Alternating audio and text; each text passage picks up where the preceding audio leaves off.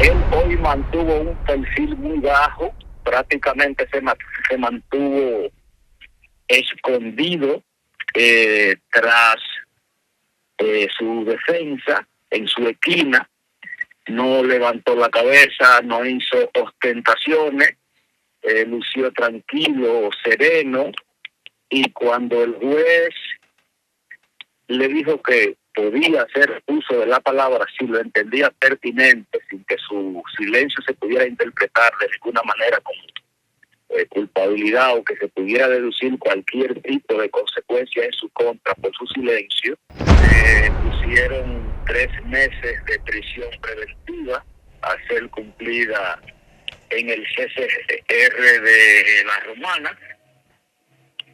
El juez entendió que la medida más idónea era la prisión preventiva, que garantizaba la presencia de él en los actos procesales en adelante. Y además, estando tanta gente muerta, casos más graves. Abogado, buenas tardes. ¿Cómo está? Buenas, bien. Vimos un video de varios de los afectados sobrevivientes que se presentaron el día de hoy y externaron y están exigiendo justicia. Si se puede decir aquí en público qué se dijo dentro de la sala y cómo estaban los ánimos del patanista, si se mostraba arrepentido o cómo usted lo veía allá en la sala. Mira, el satanista es una persona que tiene algún grado de sentido común, porque él de inmediato ocurrieron los hechos, se presentó al Ministerio Público y pidió protección. De hecho, el abogado de él, al presentarse hoy a la audiencia, pese a que él estuvo recluido, recibiendo protección policial desde el momento del accidente, no invocaron el plazo del artículo 100, del artículo, el plazo de la 48 horas establecido en la Constitución de la República, porque el mismo patanista es consciente de que su integridad física está mejor resguardada en prisión.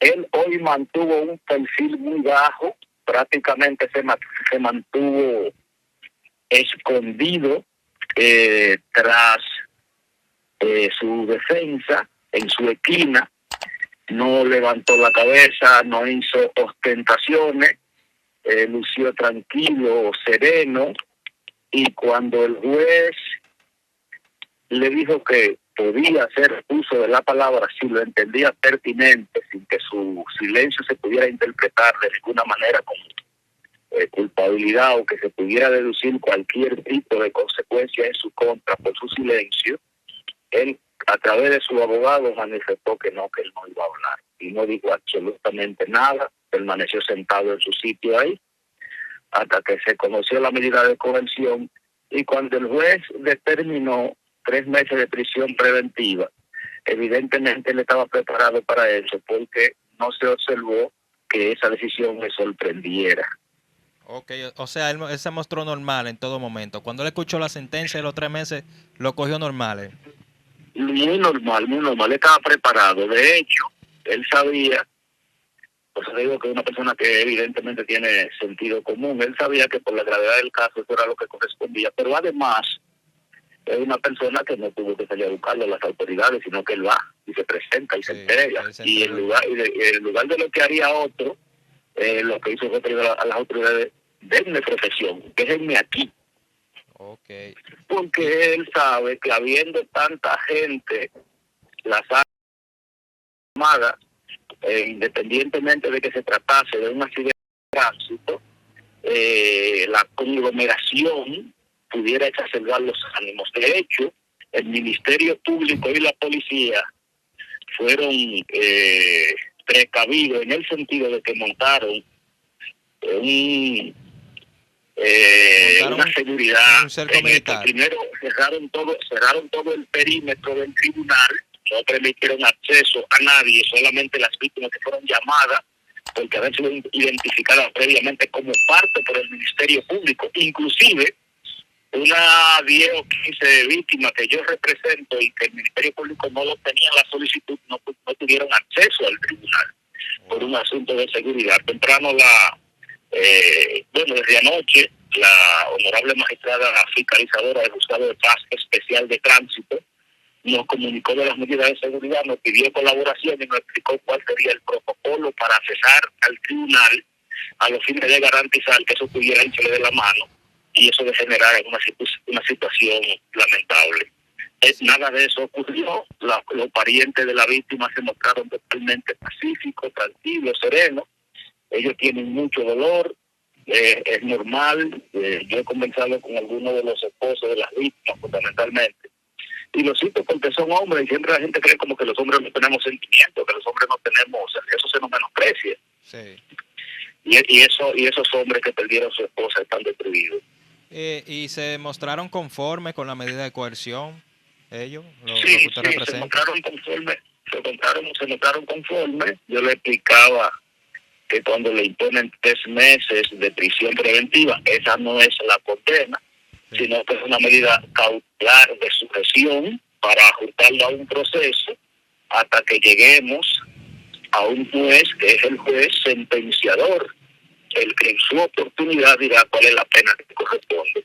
De adelante por adelantado podemos decirle a ustedes que la pena tiene un máximo de 3 años, que en materia de ley de tránsito, una situación como 3 esta, años, discúlpeme, repite ese dato, 3 años, la pena máxima. Lo máximo de la pena para esos casos son 3 años de prisión. A diferencia de la ley anterior, la 241, que tenía hasta 5 años de prisión para casos de imprudencias censurables como esta. Abogado, sí. Y no se determinó el dueño de la patana o la compañía para que este chofer trabajaba. ¿En qué calidad, en qué está eso? O sea, ¿toda la culpa recae en el chofer solamente? No, mira, es que en materia penal hay más de una responsabilidad. La responsabilidad penal, es decir, la pena de prisión y la pena de multa, que son penas, recaen sobre el conductor por su hecho personal. Sabes que hay un principio, que es el principio de personalidad, de la persecución y de la pena. Nadie puede ser condenado por un hecho de otro. De hecho, esas cuestiones que tú ves en Cambite, escúchame que me salga del tema, sí, apresando a la familia de Kiko La Quema y llevándolo, eso es una arbitrariedad, eso es inconstitucional, eso es censurable y hasta moralmente eso es cuestionable. Eso es incorrecto. Y eso tiene que aplicarse a todos los procesos. Ahora bien, el dueño del vehículo tiene otro tipo de responsabilidad, que de hecho la comparte con el conductor. Es la responsabilidad civil resarcitoria. Ellos deben concurrir a reparar los daños y perjuicios. El conductor, por una parte, también es responsable civil, y el dueño del vehículo, en virtud del vínculo de comitencia, lo que llamamos en derecho civil, comitente y preposé. El comitente es el que conduce, el preposé es el que maneja el vehículo, el propietario. Entonces, ese, como tercero, civilmente puesto en causa, de hecho ya nosotros lo hemos individualizado provisionalmente por el nombre que figura en la matrícula del vehículo. Okay. Ese tendrá que concurrir al resarcimiento de los daños y perjuicios. Él tiene para que le ayude a pagar, vamos a usar ese término coloquial, que no es jurídico, la compañía aseguradora que ha emitido póliza y que ha estado vigente al momento del accidente, que para el caso entendemos que es seguro Pepín. Ok. ¿A cuánto ascienden estos daños a resarcir en esta ocasión, más o menos? Mira, lo primero es que estamos hablando de que a esta hora ya tenemos unas 13 personas muertas. Hay una que estaba en sala en el hospital y anoche fue ingresada a intensivo. Y el cobrador del vehículo aún no aparece. Recuerden que el conductor apareció, Uris Méndez de León apareció sin vida cuando los equipos mecánicos movieron el cemento que se puso duro en la cañada. Ok. Se Entonces, presume que ahí también está el cobrador, que está en la lista de desaparecidos. Es decir, que pueden aumentar a 15 los muertos. Una vida humana no tiene precio. es invaluable. Sí, es invaluable una vida, estamos hablando de 15 personas. Ahora bien, el juez habrá de condenar tanto al chofer como al tercero civilmente al pago de indemnizaciones. Pero a donde hay 15 muertos, supone que habrá un promedio de ¿cuánto? 50, 60 personas con derecho a participar reclamando indemnizaciones. Entiéndase los hijos. Por ejemplo, yo tengo hijos de 2 víctimas, son 10, 5 cada una. Los esposos son 12.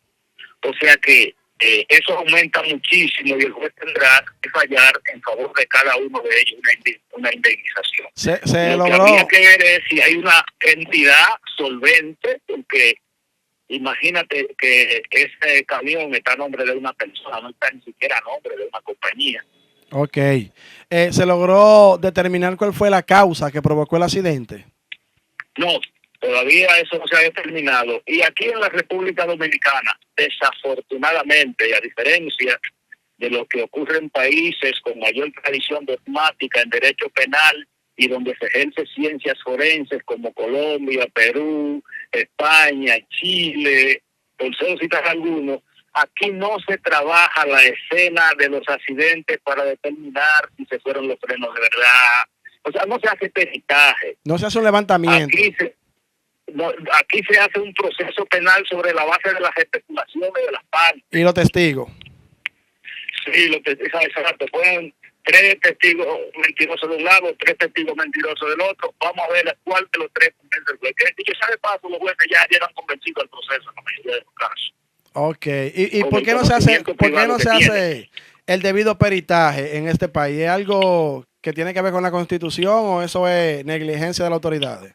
Aquí no se han creado las estructuras. Nosotros aquí no tenemos los peritos de tránsito. El INTRAN debería tener, cada vez que aquí aparece un caso de homicidio, llega un médico legista, levanta el cadáver, le establece una descripción de la escena o del lugar, si es un crimen, escena del crimen.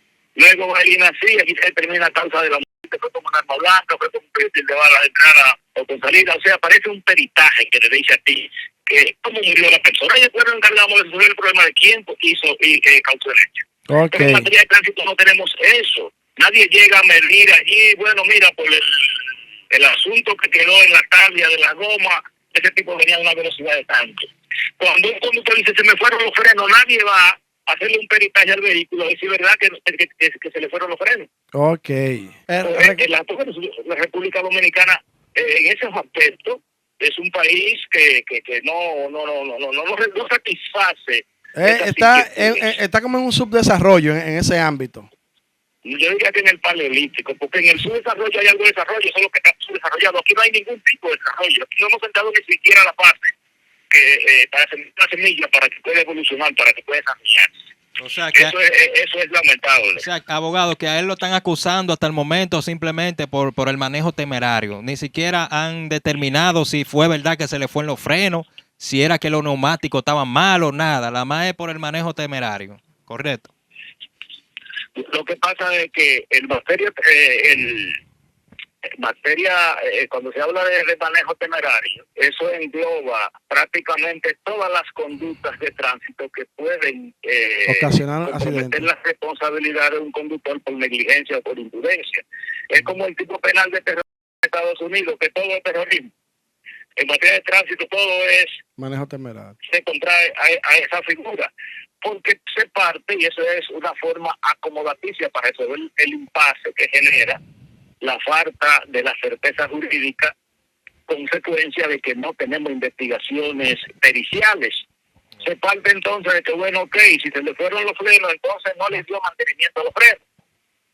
Y como quiera es su culpa. Sí. Debió cerciorarse de que estaban buenos los frenos. Sin embargo, ese tipo de razonamiento impiden que en muchos casos se haga justicia. En Estados Unidos, por ejemplo, se produce un accidente y se determina que había un fallo del fabricante del vehículo. Y ahí en ese caso quien responde civilmente por todos los daños Es el fabricante que además tiene que recoger todos los vehículos que tiene distribuidos y corregirlos. Aquí lo que hace es que se condena al conductor y se condena al dueño, porque como no se hace peritaje, no hay forma de determinar si el accidente es producto o consecuencia de un error de diseño del vehículo, de algo que no funciona o que funciona mal o que deja de funcionar a veces. ¿Tú me entiendes? Abogado, ¿se puede dar el dato, la información de dónde va a cumplir los 3 meses de prisión preventiva, ya que en un principio como que se estaba salvaguardando la integridad física y eso, pero ahora se puede dar la información ya que se determinó que va a cumplir 3 meses de prisión preventiva? Sí, el juez, a requerimiento del Ministerio Público, sin oposición del encartado, decidió que lo cumpla en el CCR 15. El CCR es el Centro de Corrección de las Romanas, de la Pucama. Tú sabes que ese sistema es de nuevo modelo. El abogado que asistió al conductor agraviante aludía a un caso de una señora que ahí mismo, en Quitasueño, es un sitio no recuerdo, pero por ahí cerca, que fue muerta junto a 5 de sus hijos mientras intentaba cruzar la calle. Se le quedó uno de los que atrás, ella se devolvió, avanzó, un vehículo la impactó, murieron todos, y que ese conductor recibió más de 15 atentados en la cárcel. Entonces, si el mismo conductor, en este caso, quiere que lo metan preso porque entiende que en la calle su integridad física no la tiene segura, entonces había que mandarlo a una cárcel del nuevo sistema penitenciario, donde cada recluso está en su celda solo. Sabemos que ninguna cantidad de dinero le va a devolver la paz o le va a devolver el familiar, pero también ahí lamentablemente murió de familia. ¿Hay alguna organización que se le ha acercado a la familia de la víctima y eso, a esos familiares que perdieron un ser querido en ese accidente y le ha dado algún aporte económico? ¿Hay alguna organización así sin fines de lucro? Puede ser de allá mismo de Jaina o del país. La persona, mira, desde el momento en que ocurrió el accidente, que se creo que fue el 29, ¿verdad? Sí. Hasta el día de antes de ayer, una sola persona se había presentado a levantar el acta policial. Yo fui apoderado por Antonio Brito, porque yo soy abogado de Fenatrano, pero en este caso yo fui apoderado por Antonio Brito, que es el alcalde de Quitasueño de Jaina, con la encomienda de darle asistencia jurídica desinteresada a todas las víctimas que no dispongan de medios para pagar servicios profesionales de defensa. Nosotros antes de ayer permanecimos en AME prácticamente todo el día. El mismo alcalde personalmente contratando a la gente para que se presentaran a levantar el acta, porque el Ministerio Público nos pidió ayuda y la misma policía, porque no había ido más, había que comenzar la medida de instrucción y el país estaba vacío. Okay. Ya hoy fueron algunas, ¿qué te digo? Víctimas directas, más de 10 hoy ya teníamos, y en la misma audiencia de hoy 2 o 3 más se me acercaron y estamos trabajando en eso. Como yo soy de Santo Domingo Este, yo no estoy en el sector de Jaina. Sí, yo no tengo conocimiento de si ha habido algún tipo de acercamiento, de asistencia. Me consta sí que Antonio Brito, el alcalde de Quitasueño, sí ha estado dándole apoyo a la gente de la comunidad. Okay. Recuerde, que dicho sea de paso, y hay que decirlo, Antonio Brito tuvo un pleito público, ustedes deben saberlo, con el alcalde de Jaina, porque el alcalde de Jaina entiende que si Brito arregla la cañada donde cayó ese vehículo, le está como invadiendo su espacio y no le permitió arreglar eso. Y no aprovechar esto para decirle, hacer chisme político con eso, pero esa cañada está en estas condiciones, y que hasta el Trujillo no ha podido recuperarse las víctimas, y por las condiciones de la cañada tampoco fue posible darle asistencia oportuna a las víctimas ahí, porque era inaccesible. Y es exactamente por el hecho de que ahorita no se le permitió resolver eso lo que fue inclusive objeto de que se aireó públicamente y eso. Que a veces nosotros, funciones públicas, nos manejamos con mucha mezquindad y eso después se concreta de manera lesiva en función del interés general. Ojalá ok. Recuérdele su nombre a los oyentes. Yo soy el licenciado Manuel Soto Lara. Ok, gracias Soto por la intervención para mantener al público informado. Bueno, tuvimos ahí al licenciado Soto Lara, quien es el abogado de Fenatrano, y quien dio aquí muchos datos importantes acerca de todo esto. Sí, confesor terrero, como lo dijo el abogado, deberá cumplir la medida de coerción en la correccional Cucama. Sí, Cucama, donde eso es la Romana. Centro Eso es una de máxima seguridad. Eso es para preservar la vida de este ciudadano. Sí. Entonces, la gente que dejen sus comentarios aquí debajo. Así andan las cosas. 3 meses de prisión preventiva para el chofer de la patana de este incidente que, como lo dijo él ahí, el cobrador todavía sigue desaparecido. Encontraron al chofer, pero aún está en la lista de desaparecidos el cobrador de la guagua también, que me imagino que deberá estar debajo de los cementos ya pegados. Eso fue lo que porque dijo. Es una cañada y seguro había agua ahí. Es una cañada, exacto. Ahí se pegaron los... Wow, Dios mío, eso cierra esta producción.